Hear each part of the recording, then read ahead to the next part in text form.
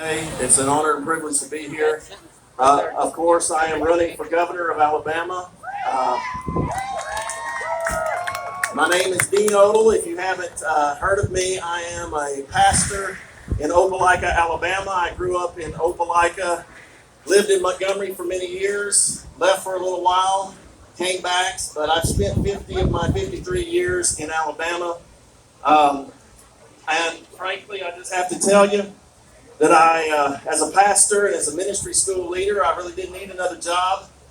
I didn't need to get involved in politics, but once I saw how bad things were getting, and I think we all know how bad it's getting, we see now Australia, Canada, Israel, we see these countries becoming a police state, and they were once countries that valued freedoms of the individual, constitutional and liberty, and they just don't anymore. The police state has taken over. They're using this coronavirus pandemic and scare to steal people's freedoms. And as I saw this, and as I watched, and as a pastor, when Governor Kay Ivey put down her mandate to shut down businesses and churches and schools, I knew immediately that that was a violation of the First Amendment of the Constitution.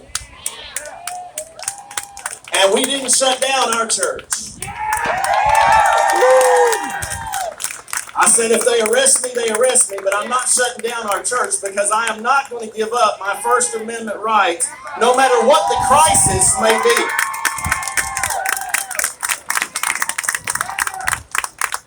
And that's what I believe about government, about leadership. I've never run for political office. I thought about running for Congress right after 9/11.